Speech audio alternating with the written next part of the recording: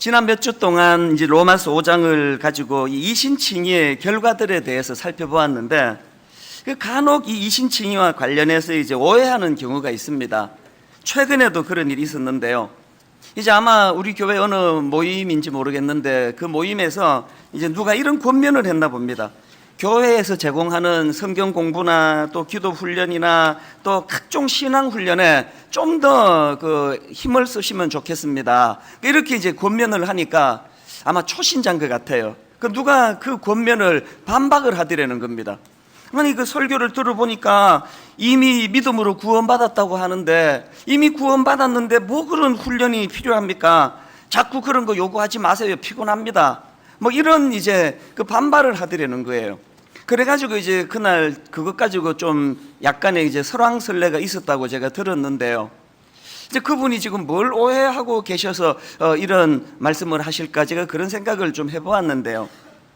좀 성격은 좀 다르긴 한데, 지금 오늘 본문도 이제 이런 비슷한 오해에 대해서 바울이 이제 그것을 풀어 설명하는 그런 내용이 나옵니다.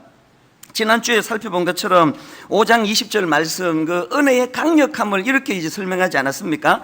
죄가 더한 곳에 은혜가 더욱 넘쳤나니, 아무리 큰 죄를 범했다 하더라도 그 죄를 이기지 못할 만큼 강력한 죄는 없고 그 죄를 이기지 못하는 은혜는 없다. 이 은혜의 강력함을 선포하는 말씀인데요. 바울이 이 놀라운 말씀을 선포하니까 이제 어떤 사람들은 이 말씀을 이제 또 악용을 하는 거예요. 그 말이 사실이라면 이제 우리가 악한 짓을 더 많이 지어야 되겠네. 죄를 더 많이 지을수록 은혜가 더 커지는 거 아니냐. 이제 이런 식으로 이제 논쟁거리를 만드는 겁니다. 이런 주장을요, 도덕률 폐기론이라 그러는데요. 이제 뭐 내가 그렇게 윤리적으로 잘 살 필요가 뭐냐? 내가 악하면 악할수록 은혜가 더 커지는데, 어떻게 생각하십니까? 그러니까 이런 도덕률 폐기론자들에 대하여 이제 바울이 어떻게 반박을 하느냐? 그게 이제 로마서 6장 1절 2절 말씀입니다. 그런즉 우리가 무슨 말을 하리요? 은혜를 더하게 하려고 죄에 거하겠느냐? 그럴 수 없느니라. 죄에 대하여 죽은 우리가 어찌 그 가운데 더 살리요? 사실 이 구절은요, 막 신학적으로 막 엄청나게 깊이 해석하고 그래서 그 깨닫게 되는 말씀이 아니고, 이건 은혜 받아본 사람은 이거 다 알아요. 내가 은혜의 감격이 큰데 이제 막 살아도 되겠다, 절대로 그렇게 갈 수 없다는 걸 경험하신 분은 다 압니다. 여러분 그 요한복음 8장에 나오는 그 간음하다가 잡힌 그 여인 그 이야기 다 아시지 않습니까? 서기관과 바리새인들이 어떤 여자를 하나 끌고 와가지고는, 선생이요, 이 여자가 방금 간음하다가 현장에서 잡혔나이다. 그 율법에 이런 여자들은 돌로 치라고 그랬는데 선생님은 어떻게 말씀하시겠습니까? 그렇게 이제 예수님을 시험하는 대목인데 다 아시잖아요. 예수님께서 이제 너희 중에 죄 없는 자가 먼저 돌로 쳐라, 그렇게 군중을 다 물리치시고 난 다음에 그 여인에게 하신 말씀 기억하시죠? 나도 너를 정죄하지 아니하노니 가서 다시는 죄를 범하지 말라. 여러분, 이 여인 입장에서는요, 영혼의 은혜만 입은 게 아니라 목숨을 살려주신 분이에요. 구사일생으로 목숨을 건졌는데, 여러분 그 여자가 그 이후로 도덕률 폐기론자들이 주장하는 것처럼 이제 막 의기양양해가지고 이제 나는 막 살아도 된다, 현장에서 잡히는데도 내가 살아났는데, 그러면서 막 이 여자가 막 대놓고 그렇게 성적으로 죄 짓고 다녔겠습니까? 아무리 생각해도 아닌 것 같아요. 아마 그 은혜를 입은 이 여인은요, 평생을 두 가지를 아마 추구하다가 그렇게 인생을 살았을 것 같아요. 하나는 뭘까요? 그 큰 은혜를 내가 입었는데 그 주님의 말씀이 귓가에 쟁쟁거리는 거 아닙니까? 가서 다시는 죄를 범하지 말라. 그 떨리는 마음으로 그 주님과의 약속을 지키려고 애썼을 것이고요. 그리고 또 하나 그 여인이 애썼을 게 뭘까요? 도대체 예수 그리스도가 어떤 분이신가, 그분을 알고 싶고 그분에 대해 목마르고, 그게 은혜 받은 사람이에요. 그래서 이제 아까 그 초신자로 추정되는 그분이 모르시는 게 뭐예요? 이론으로 은혜를 아니까 그런 말씀을 하시는데요, 진짜 십자가 은혜와 사랑에 감격하면은요, 내가 뭐 이제 뭐 성경 공부 더 할 게 뭐 있어, 이제 구원받았는데, 이 말은 나오지 않아요. 그 주님을 더 알고 싶고 그 주님을 더 가까이 하고 싶고, 주님의 말씀이 내 귓가에 다시는 죄를 범하지 말라, 이 몸부림을 치게 되어 있다는 거예요. 지금 1절 2절에서의 말씀이 바로 그 얘기 아닙니까? 그런즉 우리가 무슨 말을 하리요? 은혜를 더하게 하려고 죄에 거하겠느냐? 그럴 수 없느니라. 죄에 대하여 죽은 우리가 어찌 그 가운데 더 살리요?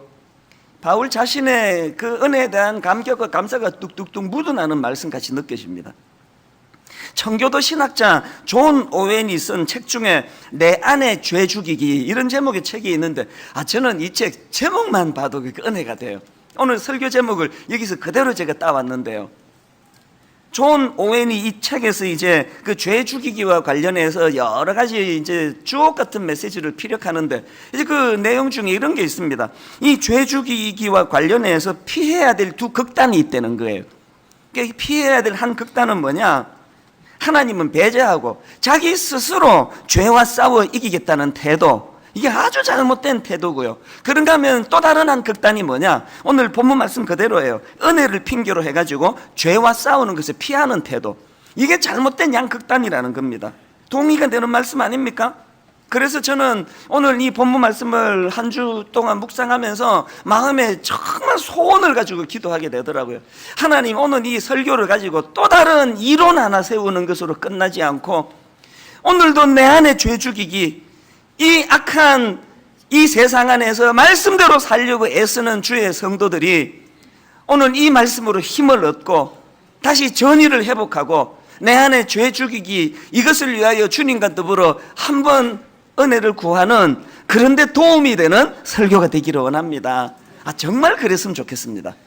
그런 의미에서 이제 오늘 이 본문 말씀을 가지고 이 내 안에 죄 죽이기가 가능하도록 내 안에 죄 죽이기를 위한 몇 가지 대안에 대해서 좀 살펴보려고 하는데요. 자, 여러분, 내 안에 죄와 싸워 승리하기 원하십니까? 첫째 대안이 뭐냐? 신분의식을 회복해야 된다는 겁니다. 2절을 다시 보십시오.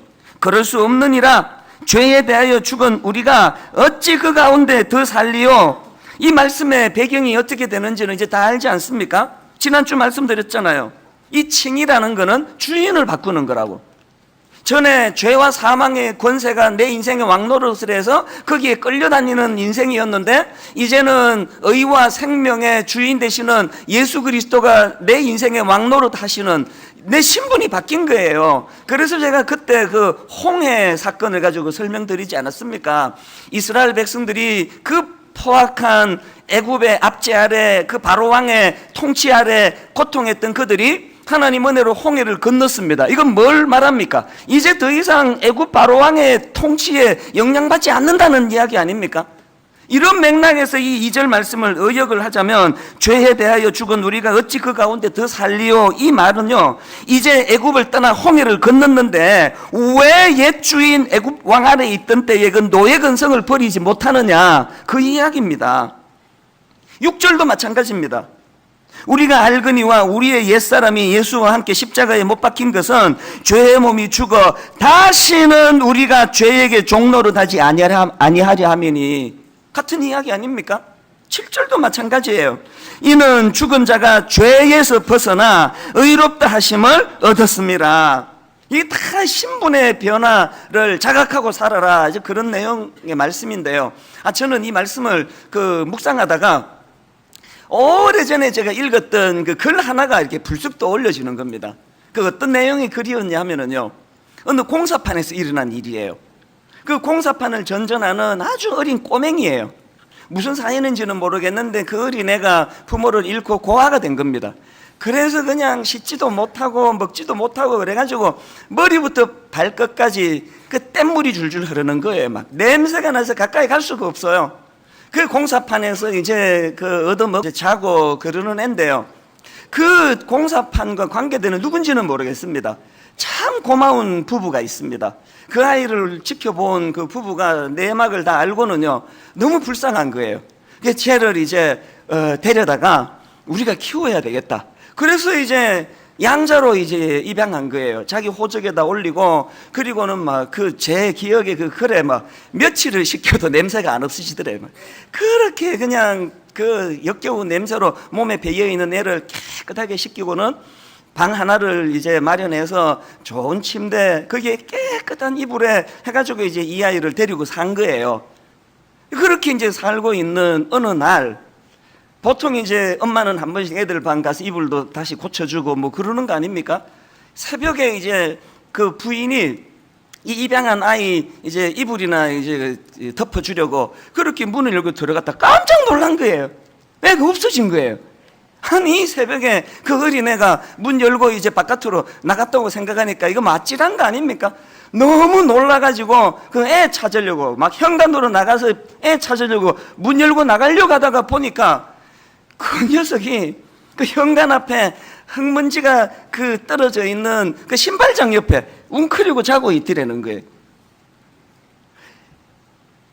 좀 화도 나고 어처구니도 없고 그 녀석을 흔들어 깨워가지고 너희 뭐 하는 짓이냐고 야단을 쳤더니요, 그 꼬맹이가 울면서 하는 이야기가 나는 여기가 더 편한데요. 오래 그 공사판을 전전하던 그 아이 입장에서요, 깨끗한 그 이불이 너무 힘든 거예요. 제가 오늘 본문을 묵상하다가 그 이야기 왜 떠올랐을까요? 이게 이 땅을 사는 예수 믿는 저와 여러분이에요. 주인이 바뀌었거든요. 이제 그 고마운 부부가 우리를 그 아이를 이제 양자 삼아줘서 더 이상 옛 생활 안 해도 돼요. 그러나 그 옛 생활에 우리가 너무 익숙하기 때문에 여러분 양식껏 한번 대답해 보세요. 다락방 같은 거 하면서 자매님 축복합니다, 사랑해요, 이럴 때 마음에 평안이 있습니까? 전화로 대고 그 김권사 그게 인간이야 그게? 한 30분 그 김권사 막 욕 엄청 막 저쪽하고 나하고 의기투합해서 사람 하나를 막 죽였다 살렸다 할 때 물밑에 평안이 밀려오는 거 아닙니까? 안 그런 척 해도 제가 다 알아요. 그 왜 그러냐? 그게 그 아이의 상태예요.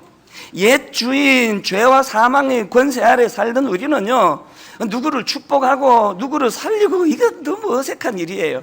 그저 모함하고 없는 말 만들고 사람 하나 그냥 매장시키고 왕따시키고 이런 게 너무 익숙한 거거든요. 그럼 어떻게 해야 됩니까? 여러분, 그 아이가 자기도 모르게 본능적으로 흙먼지가 많은 신발장 앞에 웅크리고 자고 싶은 충동이 들 때마다 그 아이가 회복해야 되는 게 신분의식 아닙니까? 나 이제 옛 생활은 청산해야 되는 신분이 되었다.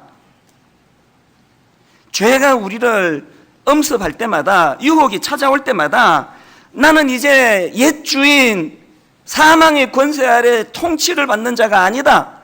생명 대신 예수 그리스도가 다스리는 하나님의 사람이다. 이 신분의식을 회복해야 된다는 거예요.